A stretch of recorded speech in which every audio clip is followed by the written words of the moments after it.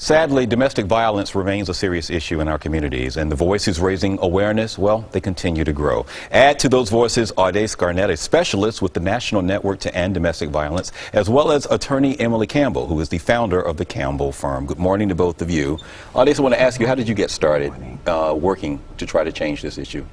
Well, it started out several years ago. I worked for a nonprofit called Barrier Free Living, where I provided advocacy for survivors that had disabilities. I then went on to the Brooklyn District Attorney's Office, where I worked with survivors as well, and it's just been history ever since. When you started to do this work, were you prepared for the stories and the things that you were going to be experiencing? Just tell me about that process. Well, I don't think you can ever be prepared for what you're going to hear from survivors, because everyone's situation is different.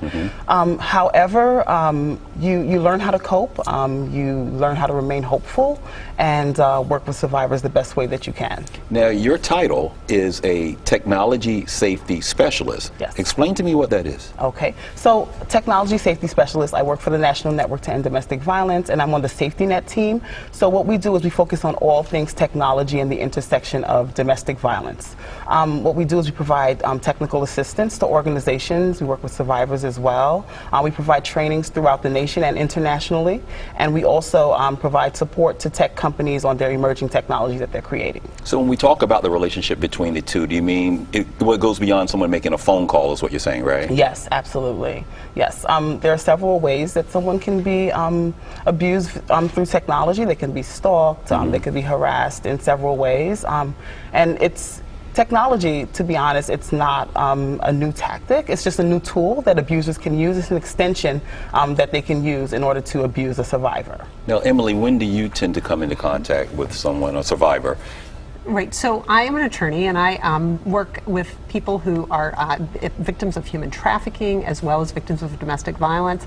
I have had the opportunity to represent, for example, a few years ago we had a homicide trial in Manhattan with a woman who was a victim of domestic violence, and she, unfortunately, it ended in her having to kill her abuser to get away from the domestic violence that she was being perpetrated upon her. Right. And after a 5.5-week jury trial in Manhattan, we actually got an acquittal, but it was a very difficult trial because people have a lot of preconceived notions about why would women stay in a particular abusive situation, as well as the flip side of, well, he must have had it coming kind of thing. So it's very difficult to pick juries in situations like that.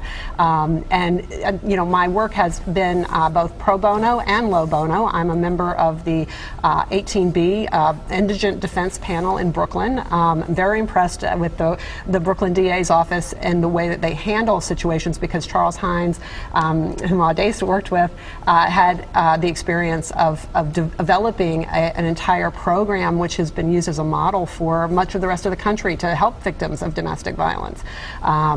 And it's a very interesting experience to work with people who have been abused in those situations and have to defend themselves in court because they have gotten into an altercation. You often get you know, reciprocal. There's somebody, two people might be accused of assault. One person may be what one would deem the actual perpetrator, and the other person who is attempting to fight back can wind up being arrested as well. I was going to ask you about the cases that actually make it to court. Is it tough to get them there? Well, I think Audace probably could speak more to that.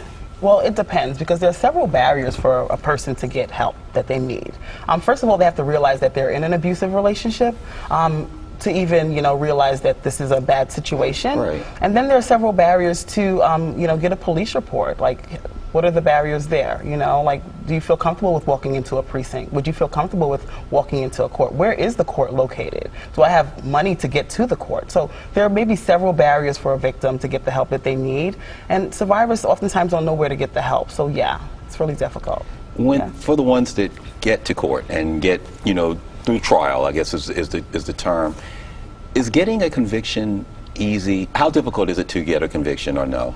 Well, when you're representing someone who's accused of a crime and defending them, you hope it's really hard for them to get you know, to get someone to have a jury find someone guilty. But the prosecution has a tremendous advantage generally in most cases, and so you have to work really hard, especially in cases where their cases are not always like they were in the burning bed, which Farrah Fawcett was in, where somebody's just a cowering victim in the corner.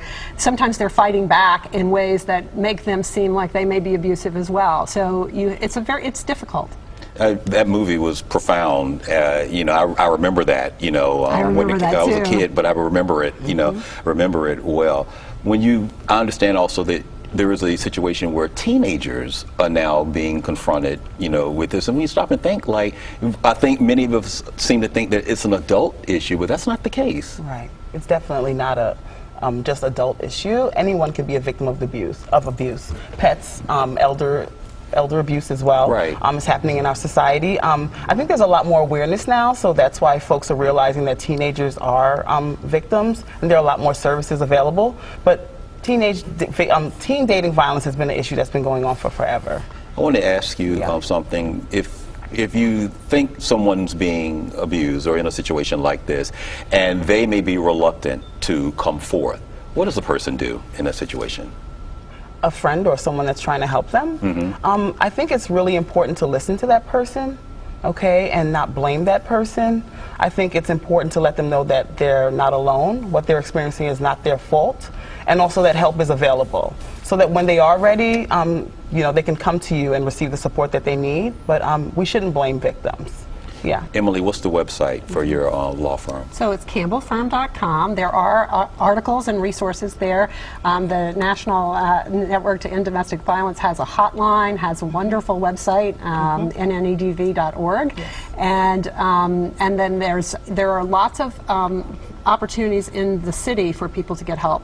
So Steps to End Domestic Violence, which is, Steps to End Family Violence, I'm sorry, is part of the Edwin Gould Association. There's also Safe Horizons and other organizations where women and men as well, anybody who's a victim of domestic violence can reach out and get some assistance. And if you're a neighbor or hear something, you know, certainly you have to be cautious about making a call to the police, because once the police get involved, often ACS will get involved, and then children might be at risk of being taken away from a family situation. But if you hear somebody, like, see somebody whacking somebody or beating them up, or physically you feel that there's something about to happen, you know, don't be a silent person if you think there's imminent harm to somebody, as opposed to just being a bystander and saying, let somebody else deal with it. A very good point there, Emily. All right, let's talk about Priscilla Bennett and the book Something to Be Brave For. You both helped out or contributed in some capacity to that, right? Well, yes, I think it's a really great book, and the proceeds from that book is actually going to the organization that I work for, the National Network to End Domestic Violence. Within that book, it's a story, one story. I don't want folks to think that one story is how every survivor deals with domestic violence. Every survivor's situation is different, and I really think that we should all, you know, think about that when we're reading it. So very nice to meet you both, and keep doing what you're doing. Absolutely. So glad to hear those voices are growing in this issue. Thank you. Thank you. To learn more about today's topics, go to our website, fox5ny.com. You can also like us on Facebook as well as follow us on Twitter. For all of us here at Fox 5, if there's anything you saw today that you need information on, you check out our website. I'm Antoine Lewis. We'll see you next time for more Street Talk. And as always, thanks for the company.